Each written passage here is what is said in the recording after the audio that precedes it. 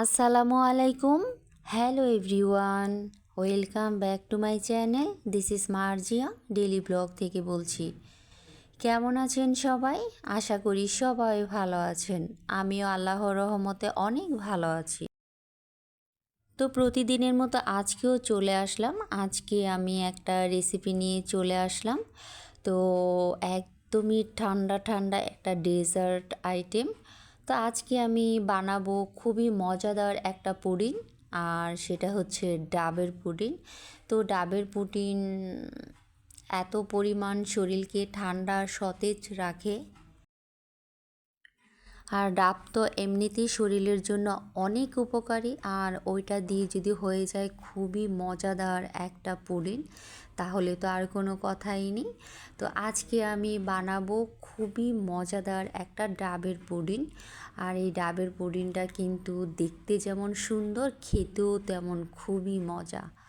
তো এই ডাবের পুডিং যে কোনো সময়ই খাওয়া যায়। এটা হচ্ছে গিয়ে কোনো মেহমান আসলেও আপনি খুব অল্প সময়ের মধ্যে খুব সুন্দর একটা নাস্তা হিসেবে দিতে পারেন, ডেজার্ট হিসেবে দিতে পারেন, বা এটা বাচ্চাদেরও ভীষণ পছন্দের একটা খাবার। বাচ্চা থেকে বড়রা সবাই এই খাবারটা খুবই পছন্দ করে। আর এই খাবারটা বানাতে খুবই অল্প সময় লাগে। খুব অল্প সময়ে খুব মজাদার একটা রেসিপি যদি হয়ে যায়, তাহলে তো আর কোনো কথাই নেই। তো এটা বানাতে খুব বেশি উপকরণ লাগে না, হাতের কাছে যা আছে মোটামুটি তা দিয়েই হয়ে যায়। কিন্তু এটার জন্যে হচ্ছে গিয়ে ডাব লাগবে, আর খুব বেশি কিছু না। ডাবের সাথে আর দুইটা উপকরণ মিশালেই হয়ে যাবে খুব মজাদার একটা ডাবের পুডিং। তো ডাবের পুডিং বানানোর জন্যে লাগবে ডাব, আগার আগার পাউডার আর চিনি। এই তিনটা উপকরণ দিয়েই তৈরি করা হবে, আর খুব বেশি উপকরণ লাগে না। তো আমি প্রথমে দুইটা ডাব নিয়েছি। ডাবের মধ্যে মাশাআল্লাহ অনেক পানি ছিল। তো দুইটা ডাবের পানি আমি নিয়ে নিলাম। তারপর হচ্ছে পানিটাকে ছেঁকে নিতে হবে, কারণ ডাবে অনেক ময়লা থাকে, বা ডাবের পানিটা যখন বের করে উপরের যে ছোবাগুলো আছে ওগুলো ডাবের পানিতে চলে আসে, তাই এটাকে সেঁকে নিতে হবে। তো আমি যখন সেঁকে নিলাম, তারপরে আমি এখানে দিয়ে দিলাম 4 চামচ চিনি। যেহেতু আমি একটু মিষ্টি খাই, তাই আমার কাছে চিনিটা খুব ভালো লাগে। আর আমি এখানে একদম ভোরে 1 চামচ আগার আগার পাউডার দিয়েছি, আর আগার আগার পাউডারটা 1 চামচ ভালোই দিয়েছি। তো হচ্ছে এটাকে আমি খুব সুন্দর করে নেড়ে চেড়ে নিলাম, আর চিনিটা আগার আগার পাউডারটা একদম মিক্স করে নিলাম পানির সাথে। আর এটা ঠান্ডা অবস্থায় মেশাতে হবে, গরম অবস্থায় মেশালে এটা দলা পেকে যেতে পারে, তাই আগার আগার পাউডারটা ঠান্ডা অবস্থায় মেশাতে হবে। তো আমি এটাকে মিশিয়ে খুব সুন্দর করে এটাকে নেড়ে চেড়ে নিলাম, যাতে করে চিনিটা আর হচ্ছে গিয়ে আগার আগার পাউডারটা একদম মিক্স হয়ে যায়। তো এর মধ্যে হচ্ছে গিয়ে ডাবের ভিতরে যে মানে নারিকেলটা থাকে, ওটাকে আমি কাঁটা চামচ দিয়ে এটাকে সুন্দর করে স্লাইস করে নিচ্ছি। এটা যে যার পছন্দ অনুযায়ী করতে পারেন। এটা হচ্ছে কোরানি দিয়ে কুড়িয়েও নিতে পারেন, ছুরি দিয়ে কেটে নিতে পারেন। তো আমি চামচ দিয়ে লম্বা লম্বা করে এটাকে স্লাইস করে নিচ্ছিলাম, আর হচ্ছে একটা একটুখানি ডিজাইন করে নিলাম। তো এটা আপনাদের পছন্দ অনুযায়ী আপনারা করে নেবেন, আমি আমার পছন্দ অনুযায়ী করে নিচ্ছি।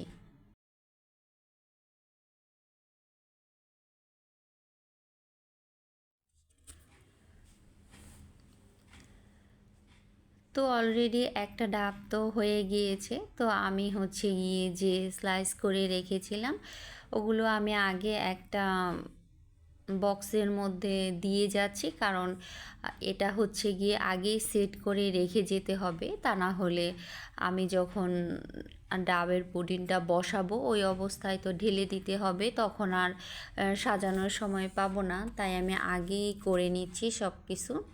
তো আমি একটু লাভ আকারে, তারপরে হচ্ছে স্টার আকারে এগুলোকে সুন্দর করে কেটে নিলাম একে একে।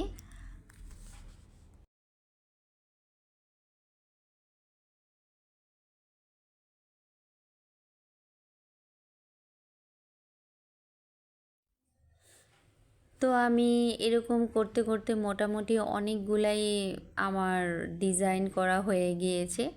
তো আপনারা আপনাদের পছন্দ অনুযায়ী ডিজাইন করতে পারেন। আমার কাছে এই ডিজাইনগুলো ছিল, তাই আমি এটা দিয়েই করে নিলাম। এটা হচ্ছে যার যার পছন্দ অনুযায়ী করতে পারেন।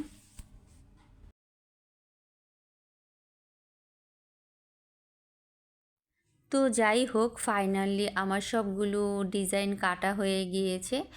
তো আমি সবগুলোকে সুন্দর করে সাজিয়ে নিলাম দেখুন। তারপরে এটা হচ্ছে গিয়ে আমি মাঝে মাঝে দিয়ে দিলাম। আমি যে নারকেল, একটা নারকেল তো স্লাইস করে দিলাম, আর বাকিগুলো একটু ফুল আকারে দিয়েছি। ওটা আমি ওটার মাঝখানে মাঝখানে দিয়ে দিচ্ছি, যাতে করে দেখতে সুন্দর লাগে। আর এটা হচ্ছে গিয়ে কি, যখন ভেসে উঠবে ভিতরে, ডাবের ভিতরে দেখতে অন্যরকম লাগবে। তো যাই হোক, আমার তো বক্সটা একদম সেট করা হয়ে গিয়েছে। তো আমি সেট করে চলে গেলাম রান্নাঘরে।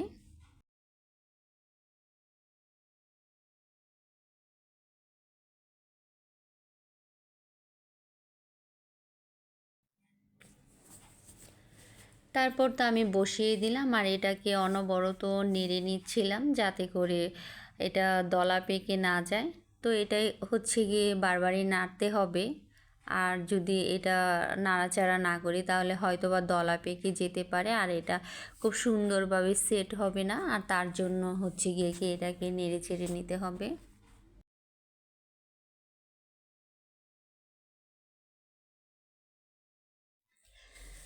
আসলে পুডিং এমন একটা জিনিস, এটা হচ্ছে গরমও যেমন ভালো লাগে, ঠান্ডা তো ঠিক সেম ভালো লাগে। আর গরমকালে এটা ফ্রিজে রেখে ঠান্ডা ঠান্ডা খেতে তো ভীষণই মজাদার। আর এটা শীতকালে তো ফ্রিজে না রেখেও খেলে খুবই ভালো লাগবে। যেহেতু এখন ওইরকমভাবে শীত খুব একটা বেশি যে পড়েছে তাও না। তো এই শীতে কিন্তু ফ্রিজে রাখা খাবারও খাওয়া যায়, কারণ অতটা ঠান্ডা পড়েনি এখনও পর্যন্ত। খুব ভালো গরমই আছে, মাঝে মাঝে ফ্যান ছাড়তে হয়। তো এই অবস্থাতে ফ্রিজে রেখে খেলে ভীষণ ভালো লাগবে। তো আমি তো এটা নেড়ে চেড়ে নিলাম, এর মধ্যে আমি এটা 3টা বলক তুলে নিলাম।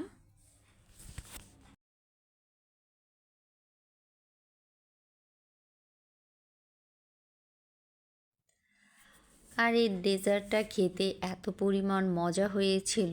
ডাব তো এমনিতেই ভালো লাগে, আর ডাবের পানিগুলো প্রচুর মিষ্টি ছিল। এর মধ্যে আমি দিয়েছি চিনি, তারপরে তো অনেক মিষ্টি হয়ে গিয়েছে। আর আমার কাছে মিষ্টি জিনিস মিষ্টি খেতেই ভালো লাগে বেশি, কারণ মিষ্টি জিনিস যদি মিষ্টি না হয় তাহলে আমার কাছে খেতে ভালো লাগে না। তাই আমি একটু চিনির পরিমাণটা বেশি দিই। তো আপনারা এটার মধ্যে একটু কম চিনি দিলেও হবে। ডাবের যে মিষ্টিটা, কেউ চিনি খেতে না চাইলে ডাবের পানির যে মিষ্টিটা সেটাও হয়ে যাবে, শুধু আগার আগার পাউডারটা মিক্স করলেই হবে।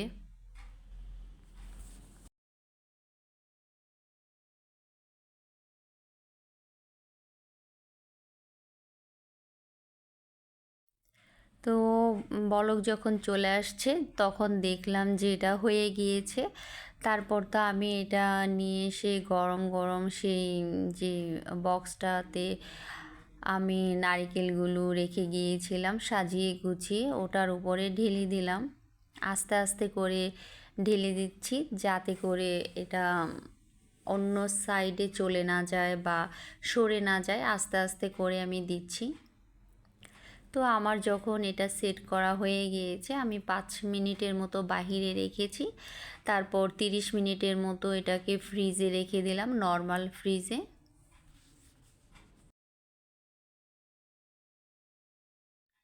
তো 30 মিনিট পরে আমি ফ্রিজ থেকে নামালাম। এই তো ফাইনাল লুক।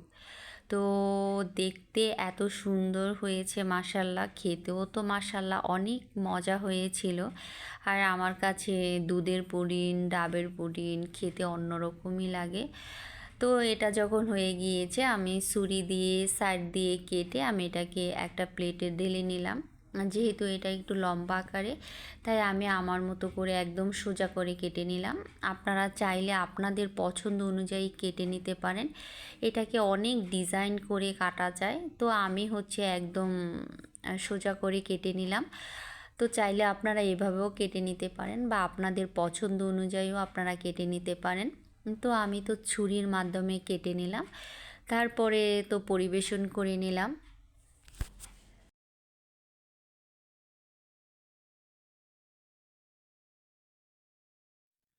তো কাটার পরে এই তো ফাইনাল লুক, মাশাল্লাহ দেখতে এত সুন্দর হয়েছিল। তারপর তো খেয়ে নিলাম, খেতেও ভীষণ মজা হয়েছিল। তো খুবই সহজে আর অল্প উপকরণ দিয়েই তৈরি করে ফেলতে পারেন খুবই মজাদার একটা ডাবের পুডিং। এটা আপনি শীত, বর্ষা, গরম মানে যখনই ইচ্ছা তখনই খেতে পারবেন, কোনো টাইম নেই। তো আশা করি সবাই ভালো থাকবেন, সুস্থ থাকবেন। আবার নতুন কোনো দিন নতুন কোনো রেসিপি নিয়ে চলে আসবো আপনাদের মাঝে। আল্লাহ হাফেজ।